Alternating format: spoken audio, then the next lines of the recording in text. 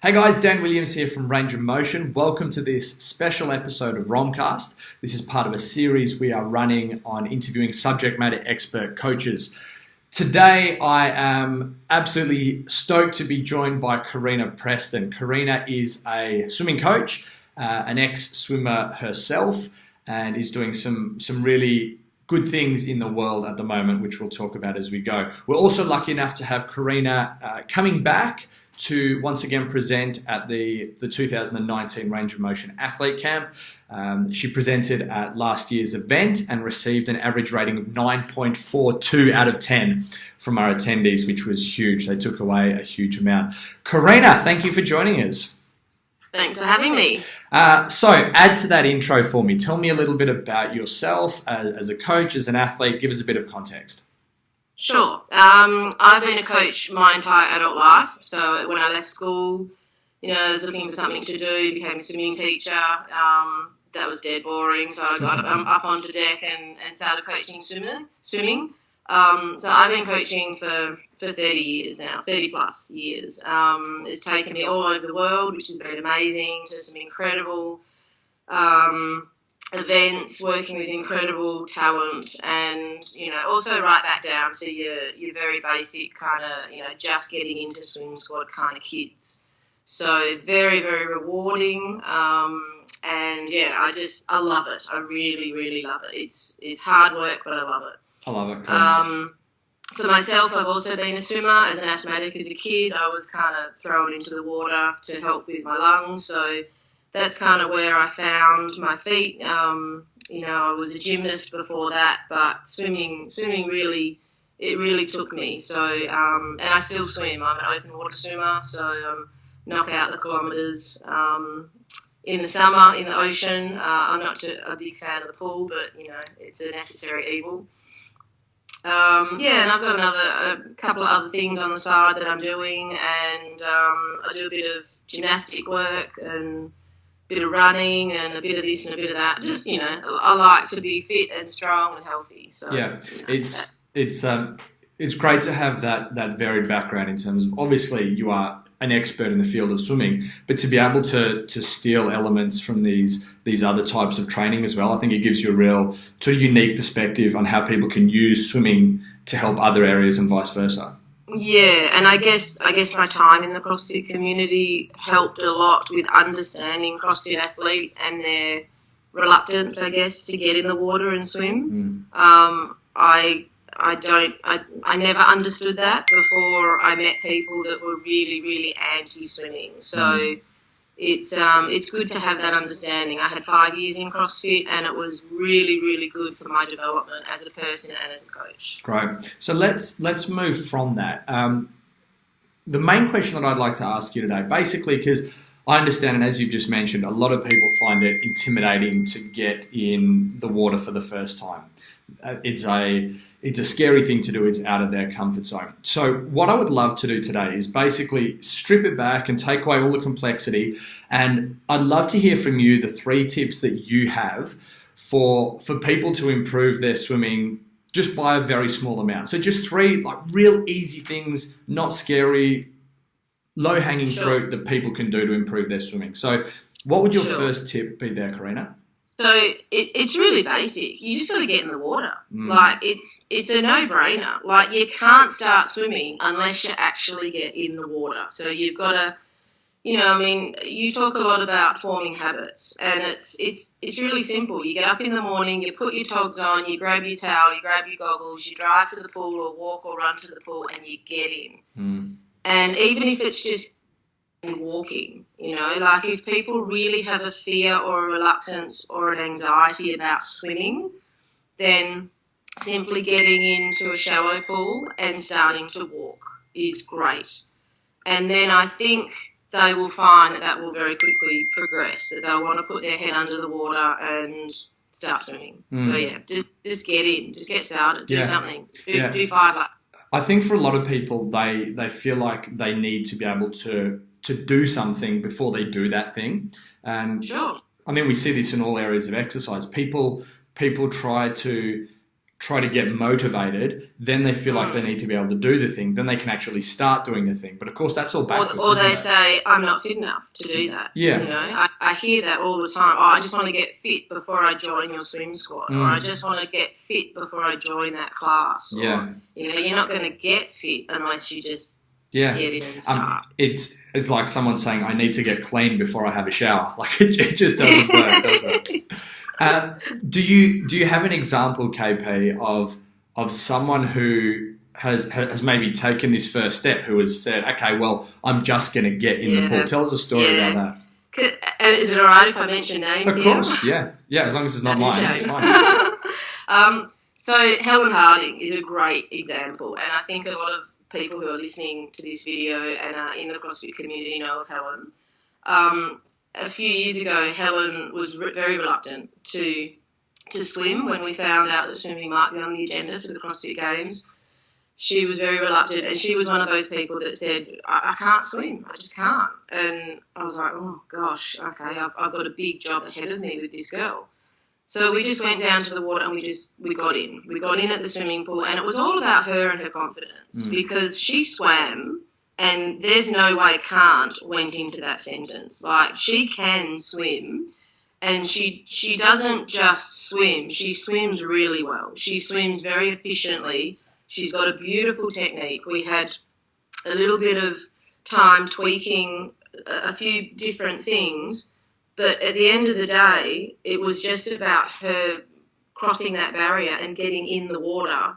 And, you know, she found her confidence, and now you can't keep her out of the water. I wouldn't say she loves it, but she definitely respects the role it plays in her fitness and in her training. And now she swims all year. Right. So that's a really nice thing to see her go from I can't swim to let's go down in the middle of the winter and have an ocean swim every day. You know, it's just incredible. Yeah. Sometimes the hardest step isn't going from 8 out of 10 to 10 out of 10, or even 2 out of 10 to 10 out of 10. Sometimes the hardest step for people is going from 0 to 1. If you can take that first step, it then becomes easy, doesn't it? Yeah. What would your second tip for people be, Kareena? So the second one is you once you're in and you're swimming and you're doing your 5 laps or your 10 laps or whatever it is that you're doing, going for an ocean swim, we all want to be efficient in our movement. So it doesn't matter whether it's swimming or lifting or gymnastics or running or anything at all. We want to find that efficient movement. And it's the same with swimming. There are ways that you can find efficiency. And I found that over the years, the best way is to count strokes. So you have a set distance in a swimming pool, 25 metres, 50 metres.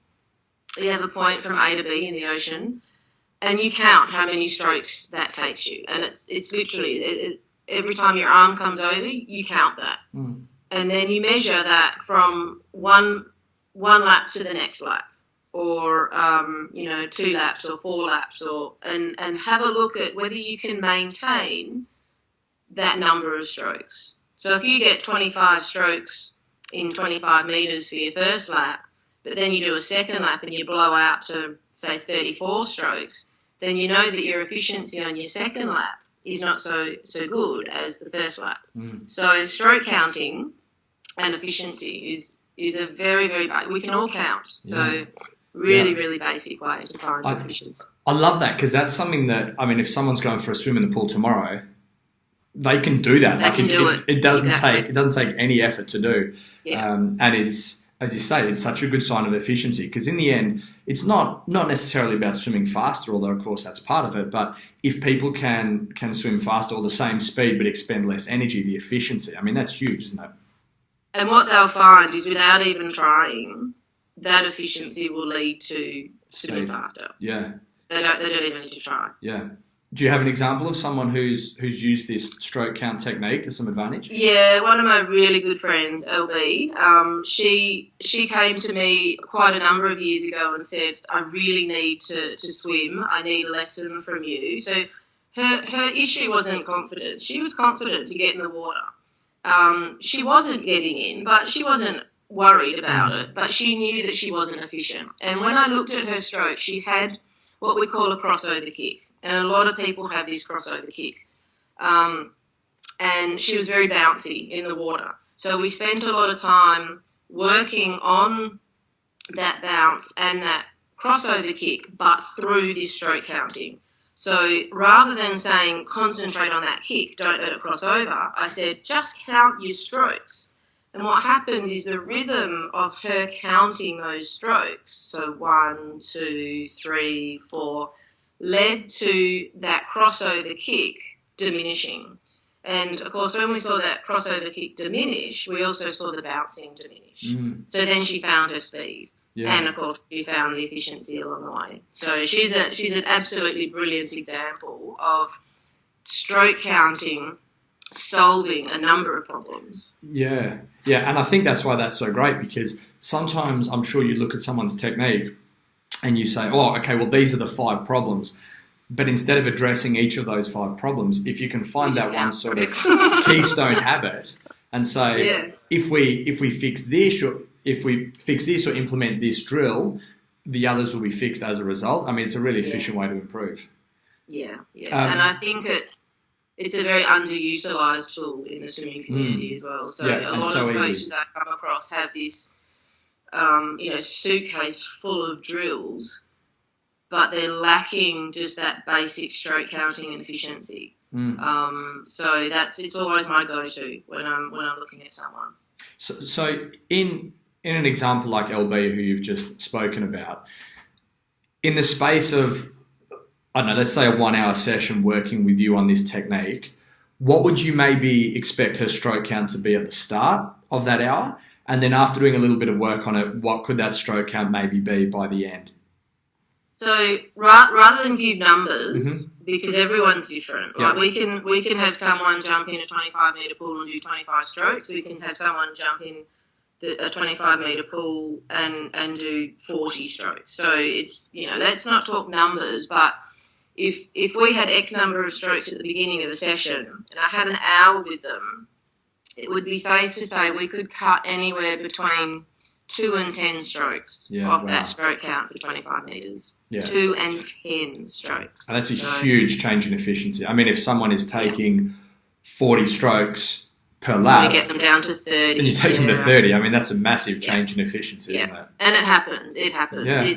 It's not common. I guess normally it would be maybe 3 or 4 strokes that you drop. Yeah. But even that's really good. But still, if you do that every lap for 4 laps, it adds up, doesn't it? Right. Yeah. Take me to your third tip, KP. So my third one is head and body position. And so this is really important because so many people swim with their head too high or their head too low, mostly too high. That's me. So just adjusting that head and body position so people are sitting nice and flat on the surface of the water. We have a lot of people, or I come across a lot of people, particularly men, and their feet just sink like a brick. Yeah. But then you have a look at their head position and their head's very, very high. So we drop their chin, get them to look at the bottom of the pool, follow that black line, and the feet gently come up, the butt gently comes up, and then, of course, you marry that together with the stroke counting and just get in the water and do it, and you've got a reasonably efficient person who previously was sinking like a brick. Yeah. So, that head and body position is really important. So a combination, is what I hear you saying, is a combination of the stroke count and that head position. It's a very small, easy thing to work on. I mean, that can be improved, as you say, over the space of a session. Yeah. It's this 80-20 rule, hey? It's this tiny little thing, and it's going to fix, I would say, the majority of the issues that a beginner swimmer may have. That's cool. Yeah. Do you have an example of someone who you have worked on changing that body position? Yeah. I had a young swimmer, 10. He's 10. He's 11 now. He's 11. And he has an acquired brain injury. And his name's Alexi. And he is a swimmer with a disability in the swimming community. So he has a classification. He has multiple classifications, actually, because his acquired brain injury is quite... it's pretty serious. Yeah.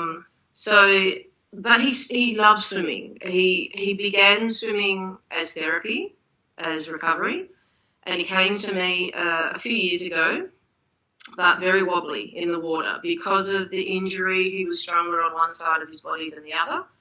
And, you can talk about anybody and they've got strength on one side greater than on the other. Yeah. This was just really pronounced. We got him in the water and he was wriggling around like a snake. And I used to walk along the side of the pool and just say to him, get your eyes down, Lexi, look at the bottom of the pool.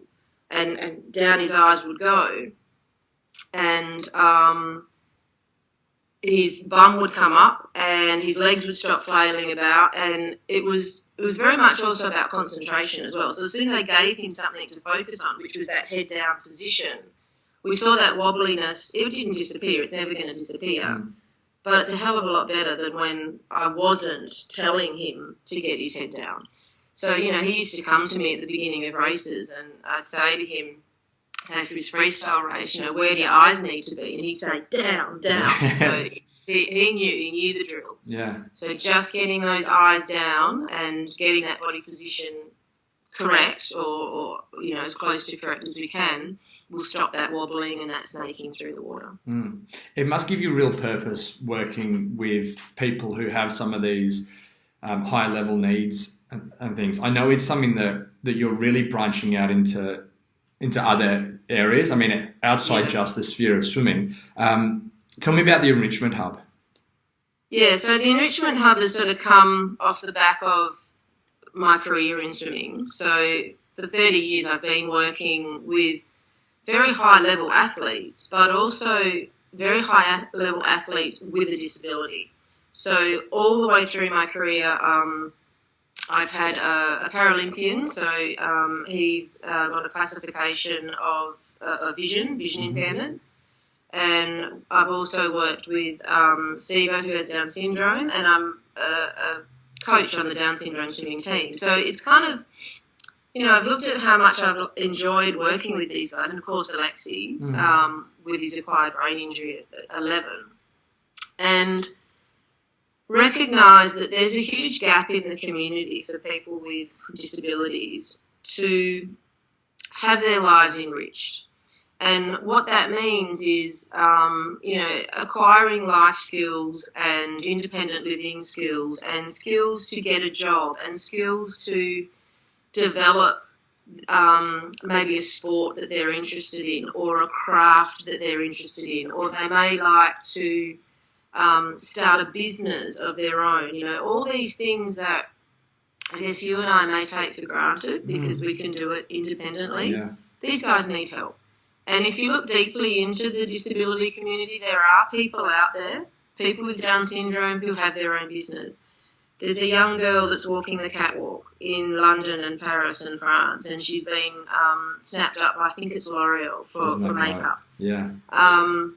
Yeah. There's high-level athletes that are swimmers and gymnasts and football players and rugby players, and these guys just need someone to slingshot them in the right direction. And that's what the Enrichment Hub is all about, is connecting people with disabilities to an area of their life that they need to get that enrichment that they need and get that development that they need. Yeah. And we do that through weekends away.